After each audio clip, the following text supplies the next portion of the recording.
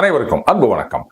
நண்பர்களை, நீண்ட இடைவெளிக்கு பிறகு இன்னைக்கு லோக்கல் பாலிடிக்ஸ் பார்க்கலாம் அப்படின்னு மத்திய உள்துறை அமைச்சர் அமித்ஷா அவர் 130வது அரசியல் சட்ட திருத்த வரைவு மசோதா பார்லிமெண்ட்ல தாக்கல் பண்ணியிருக்காருங்க. வழக்கம் போல புள்ளி கூட்டணியில எதிர்க்க ஆரம்பிச்சுட்டாங்க. சரி, அந்த மசோதா என்ன சொல்லுது, இவங்க என்ன எதிர்க்கிறாங்க, அதை பார்க்கறதுக்கு முன்னாடி இன்னொரு இன்ட்ரெஸ்டிங்கான விஷயம் பார்த்துடலாம் அப்படின்னு. நாங்களாம் படித்தது கிராமத்தில் கவர்மெண்ட் ஸ்கூல்லுங்க. அப்போ பார்த்தீங்கன்னா கடைசி பீரியட் அப்படின்றது சாயங்காலம் பெரும்பாலும் வரலாறு புவியியல், இல்லைன்னா தமிழ், இல்லைன்னா இந்த நீதி போதனை, இந்த மாதிரி தான் இருக்கும். சில நேரங்கள் என்ன பண்ணுவாங்க, அந்த ஆஃப் இயர்லி எக்ஸாம் வருது, போர்ஷனை முடிக்கணும் அப்படின்னு கணக்கு வாத்தியார் இல்லை அறிவியல் வாத்தியார் இவங்களுக்கு தான் அங்கே ப்ரிஃபரன்ஸ் அதிகம். அவங்க என்ன பண்ணுவாங்க, அந்த மாரல் இன்ஸ்ட்ரக்ஷன் ஆர் வரலாறு புவியியல் அந்த வாத்தியார்கிட்ட போயிட்டு நான் எடுத்துக்கிறேன் இந்த கிளாஸை அப்படின்னு சொல்லிட்டு இவங்க நின்றாங்கோ அப்படின்னு சொன்னால் அப்படியே பசங்களுக்கு சுரத்தே இல்லாமல் போயிடும். ஒரு தடவை எங்கள் கணக்கு வாத்தியார் கேட்டார், ஏன்னா காலையில் பாடம் நடத்தும் போதெல்லாம் ஒழுங்காக தானடா இருந்தீங்க, இப்போ ஏன்டா அத்தனை பயிலோடு நெளியறீங்க அப்படின்னாரு. உடனே ஒரு பையன் அப்படியே ரொம்ப சுறுசுறுப்பாக எழுந்து சொன்னான், சார் கடைசி பீரியட் சார், இதில் போய் கணக்கா அப்படின்னா வாத்தியாருக்கு புரிஞ்சிச்சு.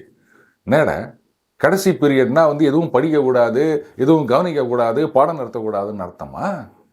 எல்லா பீரியட்லேயும் பாடம் நடத்துவாங்க, எல்லா பீரியட்லேயும் கவனமாக இருக்கணும். அதை விட்டுட்டு இன்னும் கடைசி பீரியடு நீ ஏன் கணக்கு நடத்துறேன்னு என்கிட்டயே கேட்குறியா, இங்கே வா அப்படின்ட்டு அப்போல்லாம் அது பர்மிட்டடு. கையை நீட்டி அப்படியே சுளிர்னு 2 போட்டாருங்க. இப்போது அந்த புள்ளி கூட்டணியில் ஒருத்தவங்க சொல்லிக்கிறாங்க, பாஜகவுக்கு இதே வழக்கமாக போய்விட்டது, இந்த மாதிரி பாராளுமன்றத்தோட கூட்டத்தொடர் முடிவடைகின்ற கடைசி நாளில் இந்த மாதிரி முக்கியமான மசோதாக்களை தாக்கல் செய்கிறாங்க அப்படின்னு. இல்லை, நான் அப்படி சொல்லலை. அது அந்த கடைசி பீரியடு, கடைசி நாள், அந்த கடைசின்றது மட்டும்தான் லிங்கே தவிர நீங்களாக வேற எதுவும் கற்பனை பண்ணிக்காதீங்க, சும்மா சொன்னேன் நான். ரைட், இந்த வரைவு மசோதா, சட்ட திருத்த மசோதா என்ன சொல்லுது அப்படின்னா, 30 நாளைக்கு மேல், அதில் யார் யாரெல்லாம் இன்க்ளூடட்னா ஸ்டார்டிங் ஃப்ரம் பிரைம் மினிஸ்டர், பிரதம மந்திரியிலேருந்து முதலமைச்சர்லேருந்து மற்ற மந்திரிகள் யாராக இருந்தாலும் ஏதாவது ஒரு வழக்கில் கைது செய்யப்பட்டு 30 நாளைக்கு மேலே ஜெயிலுக்குள்ளே இருக்க வேண்டிய சூழ்நிலை வந்ததுன்னு சொன்னால், மாநில அமைச்சராக இருந்தால் முதலமைச்சர், அதே மாதிரி மத்திய அமைச்சராக இருந்தால் பிரதம மந்திரி, இவங்க அந்த ஜெயிலில் இருக்கிறவரை பதவியிலிருந்து நீக்க வேண்டும். அப்படி நீக்கலை அப்படின்னா தானாகவே அவர்கள் அந்த பதவியிலிருந்து நீக்கப்படுவார்கள். இதுதான் அந்த மசோதா கூறுகின்றது. கூடவே என்ன சொல்கிறாங்கன்னா, அதுக்கப்புறம் 31வது நாள் அவங்கள பதவியிலேருந்து தூக்கிட்டு 35வது நாள் பெயில் கிடைக்குது அப்படின்னு வச்சுப்போமே, மறுபடியும் பதவி ஏற்றுக்கலாம், அதில் எந்த பிரச்சனையும் கிடையாது. ஸோ அதையும் சொல்லிட்டாங்க. இன் எசன்ஸ் ஜெயிலுக்குள்ளே இருந்துக்கின்னு மந்திரியாக கண்டினியூ பண்ணாதீங்க, இதுதான். அதுவும் 30 நாள் டைம் கொடுத்துக்கிறாங்க, அதையும் நீங்கள் ஞாபகத்தில் வச்சுக்கணும். இதுக்கு புள்ளி கூட்டணியிலேருந்து கடுமையான எதிர்ப்பு. அவங்க சொல்கிற காரணம் தான் பயங்கர சிரிப்பாக வருது. இது கூட்டாட்சி தத்துவத்துக்கு எதிரானது அப்படின்னு சொல்கிறாங்க. இதில் என்ன கூட்டாட்சிக்கு பிரச்சனை வந்ததுன்னு எனக்கு தெரியல. இப்போது மாநிலத்தில் இருக்கின்ற முதலமைச்சர்கள் ஆர் மந்திரிகள் இவர்கள் கைது செய்யப்பட்டு 30 நாளைக்கு மேலே ஜெயிலில் இருந்தாங்கன்னா அவர்கள் பதவி பறிக்கப்படும் தானாக அப்படின்னு கொண்டு வந்தால் கூட, பார்த்தீங்களா, இவங்க இவங்களுக்கு வேண்டாத மாநிலங்கள், எதிர்கட்சி ஆளுகின்ற மாநிலங்கள், அவங்க மேலெல்லாம் இவங்களா ஒரு கேஸை போட்டு அவங்கள அரெஸ்ட் பண்ணி உள்ளே உட்கார வச்சுட்டு அதுக்கப்புறம் அவங்கள பதவியிலேருந்து தூக்கிடுவாங்க. மக்கள் ஆதரவு இல்லாமல் இப்படி பின்புறமாக அவர்கள் ஜனநாயகத்தின் குரல் வலையை நெருக்கிறார்கள் இப்படின்லாம் சொல்லலாம். ஆனால் இங்கே பிரைம் மினிஸ்டரும் சேர்த்து தான் அவங்க அந்த சட்டத்தில் கொண்டு வராங்க. பிரதம மந்திரியே ஏதோ ஒரு வழக்கில், சார் பிரைம் மினிஸ்டருக்கு மேலெல்லாம் யார் கேஸ் போடுவாங்க, யார் அரெஸ்ட் பண்ணுவாங்கன்னா, கரெக்ட், இன்றைக்கு அது சாத்தியமில்லாதது போல தோன்றலாம். அதே மாதிரி தான் நமது அரசியல் சட்டம், அண்ணல் அம்பேத்கர் அவர்கள் தலைமையில் இதை உருவாக்கினாங்க இல்லையா, அன்னைக்கு இந்த மாதிரி மந்திரிகள் முதலமைச்சர்கள் இவங்கெல்லாம் தப்பு பண்ணிட்டு ஜெயிலுக்கு போக வேண்டிய சூழ்நிலை வரும் அப்படின்னு கொஞ்சம் கூட நினச்சி பார்த்துருக்க மாட்டாங்க. ஏன்னா அந்த காலத்தில் இருந்த அரசியல்வாதிகள் யோக்கியமாக இருந்தாங்க. உடனே இப்போ யோகியம் இல்லையா அப்படின்னு என்ன கேட்காதீங்க, அதெல்லாம் நீங்கள் கோர்ட்டில் தான் போய் கேட்கணும். அதனால் அவங்க இந்த மாதிரி ஒரு சிச்சுவேஷன் வரும் அப்படின்னு யோசிச்சே பார்த்துருக்க மாட்டாங்க. அதனால தான் ஜெயிலுக்கு போனால் அவங்க பதவியில் தொடரலாமா கூடாதா, ஜெயிலுக்குள்ளேயே ஒரு மந்திரியாக உட்காந்துக்கலாமா, அதை பற்றிலாம் எதுவுமே எழுதலை. இன்றைக்கு அந்த மாதிரி ஒரு சூழ்நிலை உருவாகி இருக்கின்றது. அதனால இப்படி ஒரு சட்டம் கொண்டு வரோம். ஸோ இன்னைக்கு பிரதம மந்திரிக்கு எதிராக யார் சார் கேஸ் போடுவாங்க, யார் சார் பிரைம் மினிஸ்டரை அரெஸ்ட் பண்ணுவாங்க, இன்னைக்கு நமக்கு ஆச்சரியமாக தோணலாம். ஆர் மேபி இன்னும் ஒரு 50 வருடங்களில் 60 வருடங்களில் இந்த மாதிரி ஒரு சிச்சுவேஷன் வரலாம். அப்போது இந்த மாதிரி சட்டம் இல்லை அப்படின்னு சொல்லக்கூடாது இல்லையா? அதனால தான் பிரைம் மினிஸ்டரையும் சேர்த்து இந்த அமெண்ட்மெண்ட்டில் கொண்டு வந்திருக்காங்க. பிரைம் மினிஸ்டராக இருந்தாலும் 30 நாள் ஜெயிலுக்குள்ளே இருந்தால் 31வது நாள் உனக்கு பதவி காலி. இது அங்கே அந்த சாராம்சம். போதுமா? சரி, இதை புள்ளி கூட்டணி எதிர்க்க வேண்டிய அவசியம் என்ன? தப்பு பண்ண தானே பயப்படணும். நாம தான் ஊழலே செய்யாத கரைபடியாத கரங்களுக்கு சொந்தக்காரங்கள்ல. அப்புறம் என்னங்க, அந்த தப்பு பண்ணுறவங்க, ஊழல் பண்ணுறவங்க, மக்கள் பணத்தை கொள்ளை அடிக்கிறவங்க, அவங்க தானே மாட்டிக்க போகிறாங்க. நமக்கு ஒன்றும் பிரச்சனையே இல்லை. இதை எதிர்க்க வேண்டும்னு கேட்குறேன். இதுக்கு சில பேர் ரொம்ப புத்திசாலித்தனமாக ஒரு பதில் சொல்லுவாங்க. அதாவது இந்த பிஎம்எல்ஏ அப்படின்னு ஒன்று இருக்கு இல்லையா, இதை ட்ரக்கோனியன் ஆக்ட் அப்படின்னு சொல்லியிருக்காங்க. அதுலேயும் அந்த ட்வின் கண்டிஷன்ஸ் அது சாட்டிஸ்ஃபை ஆகணும், அப்போ தான் பெயிலே கிடைக்கும். ஸோ மாத கணக்கில், ஈவன் வருட கணக்கில் கூட பெயில் இல்லாமல், இது கேஸும் எப்போ முடியும்னு தெரியாமல் ஜெயிலுக்குள்ளே இருப்பதற்கு ஒரு வாய்ப்பு இருக்கின்றது இந்த பிஎம்எல்ஏல.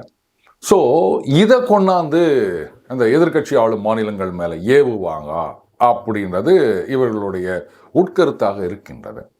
ஆனால் அந்த ட்ரக்கோனியன் அப்படின்னு சொல்லப்படுகின்ற அந்த டைட்டனிங் மெஷர்ஸ், அந்த சட்டம், அதெல்லாம் யூபிஏ காலகட்டத்தில் அப்போ தான் கொண்டு வரப்பட்டது. அதனால் உடனே நீங்கள் பாஜக மேலே பாயாதீங்க. சட்டம் ஏற்கனவே இருந்த சட்டம், அதை இப்போ அவங்க இம்ப்ளிமெண்ட் பண்ணின்னுக்கிறாங்க. இவ்வளோதான். அடுத்தது, சரி, நீங்கள் இந்த பிஎம்எல்ஏ சட்டத்தை இவங்க மேலே ஏவுவாங்க, அதனால தான் இது ட்ரக்கோனியன்னு சொல்கிறோம் அப்படின்லாம் என்ன ஒன்றா ஆர்கியூமெண்ட் சொல்லிட்டு போங்க. அதெல்லாம் கொஞ்சம் தள்ளி வச்சுட்டு இங்கே என்ன நடக்குது அப்படின்றத நம்ம பார்ப்போமா?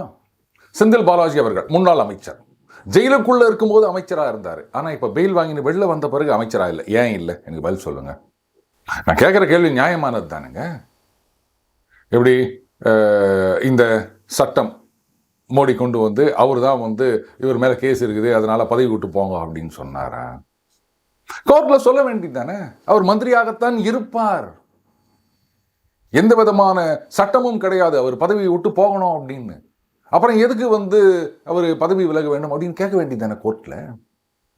ஏன் கேட்கல? எதுக்காக செந்தில் பாலாஜி பதவியை ராஜினாமா செய்தார்? எனக்கு இதுக்கு மட்டும் பதில் சொல்லுங்க. சரி, செந்தில் பாலாஜி அவர்கள் மந்திரியாகவே உள்ள இருந்தார். ஆனால் உள்ள இருக்கும் போதே ஒரு நாள் பதவியை ராஜினாமா செய்கிறார். அதே சமயத்துல தான் அன்றைக்கு அமைச்சராக இருந்து மறுபடியும் பதவி விலகி மறுபடியும் அமைச்சராக இருக்கின்ற மாண்புமிகு அமைச்சர் பொன்முடி அவர்கள், அவருக்கு எதிரான தீர்ப்பு வந்தது. அதில் அவருக்கு தண்டனை அப்படின்னு வருது. அதை அப்பீல் பண்ணுறதுக்கு கால அவகாசம் கொடுக்குறாங்க. பொன்முடி அவர்களும் பதவியை ராஜினாமா செய்கிறார், செந்தில் பாலாஜி அவர்களும் பதவியை ராஜினாமா செய்கிறார். சரி, பொன்முடி அவர்கள் விஷயத்திலேயாவது கன்விக்ஷன் அப்படின்னு வந்துருச்சுங்க. அதனால் அவர் பதவியை ராஜினாமா செய்தார், ஏற்றுக்கிட்டோம். ஆனால் செந்தில் பாலாஜி அவர்கள் உள்ளே இருக்கும்போதே அத்தனை மாசமாக கண்டினியூ பண்ணார்ல மந்திரியா. அப்போது ஒரு அரசு ஊழியர் எடுத்துக்காங்களேன், அவர் மேலே ஏதோ ஒரு கேஸு. சொல்லப்போனால் அரசு ஊழியர்கள் 48 மணி நேரத்துக்கு மேலே டிடென்ஷனில் இருக்காங்க அப்படின்னா கூட அவங்கள டீம்டு சஸ்பென்ஷன் அப்படின்னு சொல்லுவாங்க. அப்போது சந்தேகத்தின் பேரில் அரெஸ்ட் பண்ணுறாங்க, விசாரணை நடக்குது, ஒரு 10 நாள் உள்ளே இருக்கார், பெயிலுக்கு அப்ளை பண்ணுறாரு, 12வது நாள் தான் கிடைக்குது அப்படின்னா அந்த பீரியட் அப்படியே சஸ்பென்ஷன் இப்படி தான் வச்சுப்பாங்க. அதுக்கப்புறமா கேஸ் எல்லாம் முடிஞ்ச பிறகு அவர் அக்விட் ஆனால் மட்டும்தான் அந்த பீரியடை ரெகுலரைஸ் பண்ணுவாங்க. ஆர் மற்றபடி வேறு இந்த லஞ்சம் வாங்கின வழக்கு இந்த மாதிரி விஷயங்களில் சஸ்பெண்ட் பண்ணுறாங்க அப்படின்னு சொன்னால் பெரும்பாலும் வழக்கு முடிகிற வரைக்கும் அவங்கள மறுபடியும் டியூட்டிக்கு எடுக்கிறது கிடையாதுங்க.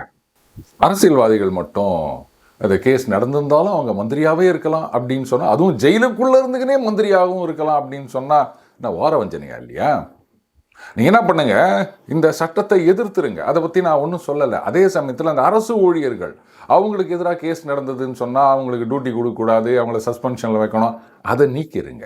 அவங்களும் தினைக்கும் டியூட்டிக்கு வரலாம், முழு சம்பளம் வாங்கலாம், எந்த பிரச்சனையும் இல்லை அப்படின்னு கொண்டு வாங்க. அமைச்சரே ஜெயிலுக்குள்ளே இருந்துக்கிற அமைச்சராக கண்டினியூ ஆகலாம் அப்படின்னா ஒரு சாதாரண ஒரு கிளர்க்கு, ஒரு சூப்பரிண்டென்ட்டு, இவங்கள்லாம் லஞ்ச வழக்கு விசாரணை நடக்கும்போது அவங்க டியூட்டி பார்க்கக்கூடாதா? நாங்கள் இது இப்போ புரியுதுங்களா? இதைத்தான் நான் கேட்குறேன். போதுமா? சரி, இப்போ நேராக டெல்லி பக்கம் போகலாம். சத்யேந்திர ஜெயின் அவரை தான் முதல்ல அரெஸ்ட் பண்ணுறாங்க. அவர் ஜெயிலுக்குள்ளேயும் திஹார் ஜெயிலையும் மந்திரியாகவே இருக்கின்றார். ரொம்ப மாதம், கிட்டத்தட்ட 8 மாதமும் என்னவோ மந்திரியாக கண்டினியூ பண்ணார் அப்படின்னு நினைக்கிறேன். அந்த நேரத்தில் பாஜகவில் ஏராளமான குற்றச்சாட்டுகள் வைத்தாங்க. அதுக்கப்புறம் அந்த மீடியாலெலாம் கூட வந்தது. ஜெயிலுக்குள்ள இருந்துக்குன்னு அவர் ஸ்விக்கிலலாம் ஆர்டர் பண்றாரு அப்படின்னு பாஜக சொன்னாங்க. அதுக்கப்புறம் அவருக்கு மசாஜ் பண்றதுக்கெல்லாம் ஒரு ஆள் வந்தாங்க அப்படின்னு.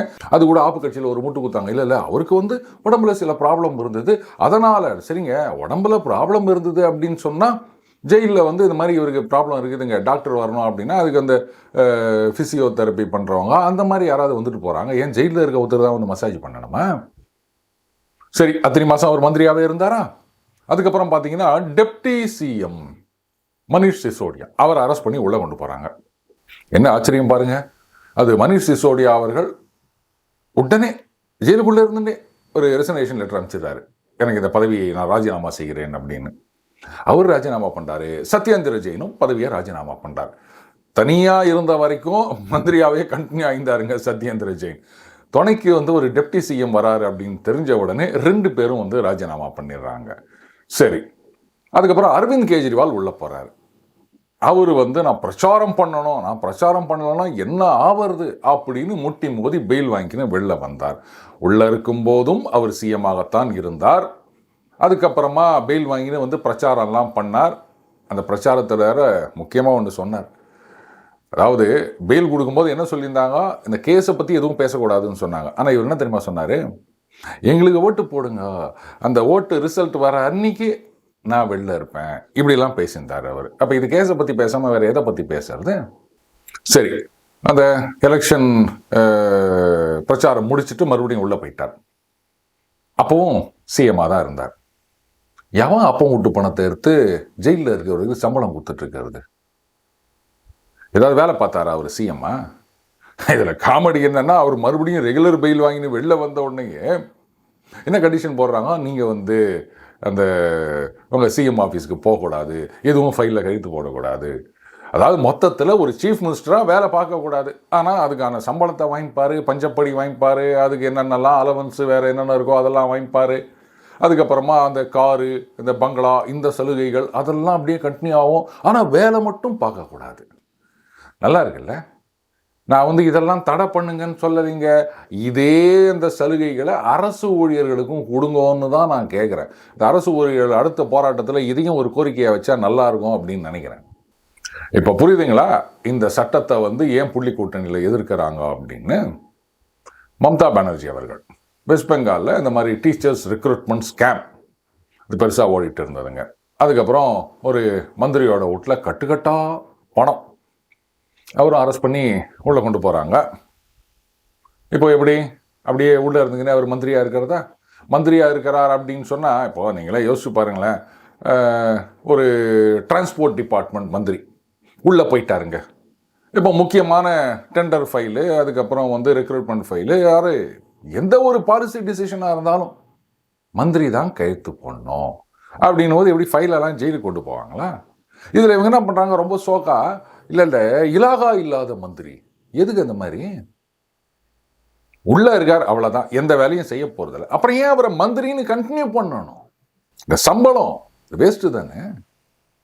இப்போ எனக்கு இன்னொரு டவுட்டு, மந்திரின்னு உள்ளேயே கண்டினியூ பண்ணுறார் ஜெயிலில் இருக்கும்போதும் ஒருத்தர் அப்படின்னா, அப்போது அவருக்கு அந்த எக்ஸு ஒய்யு இசட்டு இந்த மாதிரிலாம் பாதுகாப்பு கொடுத்துருப்பாங்களே, ஜெயிலுக்குள்ளே அது கண்டினியூ ஆகுமா ஆகாதா?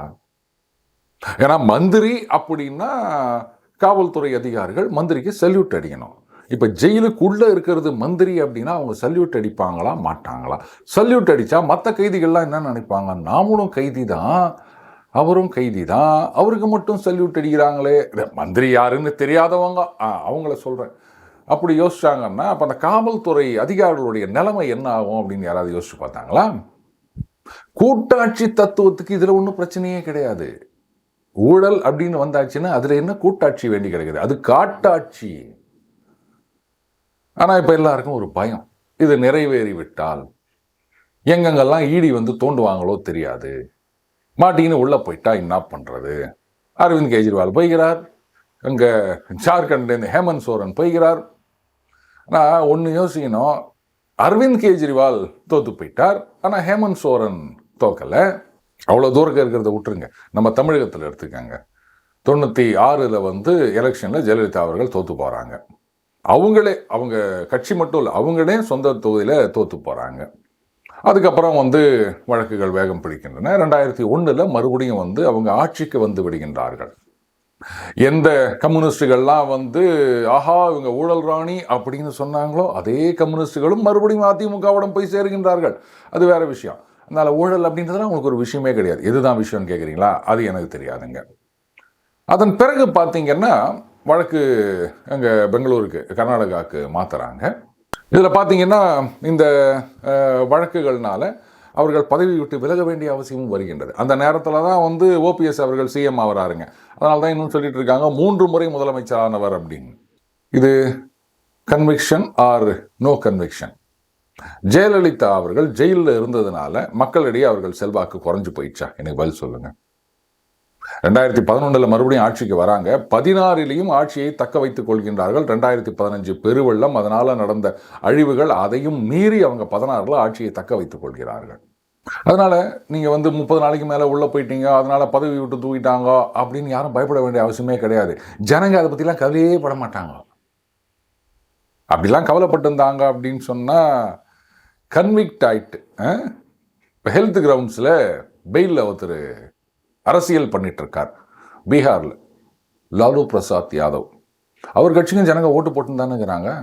உங்க பணத்தை தான் ஆட்டைய போட்டாங்க அவங்க, இதுதான் குற்றச்சாட்டு. அது நிரூபிக்கப்பட்டு தண்டனையும் கிடைக்கப்பெற்று உடம்பு சரியில்ல அப்படின்னு சொல்லிட்டு வெளில வந்தார். ஆனால் அரசியல் பண்ணுறதுக்கு மட்டும் உடம்பு நல்லா இருக்குது போல இருக்கு. இதில் சில நண்பர்கள்லாம் கமெண்ட்ல போட்டிருந்தாங்க, இது பாருங்க சினிமா வந்து அவங்க இஷ்டப்படி ஷூட்டிங் வச்சுக்கலாம், அதுக்கெல்லாம் அந்த அளவுக்கு ஃபிட்டாக இருக்கணும் அப்படின்ற அவசியம் கிடையாது. ஆனால் அரசியல் அப்படி கிடையாது, கரடுமுரடான பாதை அரசியல் அப்படின்னாங்க.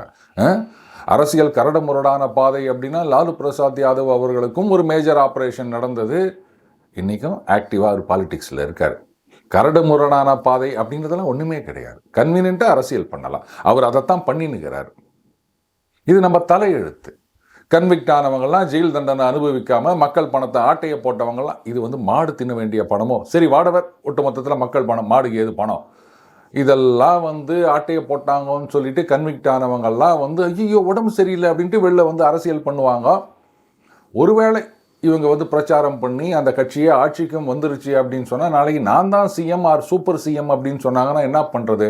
சரி என்ன பண்ணுறது, இவங்கள மாதிரி ஆட்களுக்கு ஓட்டு போட்ட ஜனங்க இதுதான் தலை விதி அப்படின்னு நொந்துன்னு போக வேண்டியதுதான். வேற என்ன பண்ண முடியும்? மீண்டும் அடுத்த பதில் சந்திப்போம். வணக்கம்.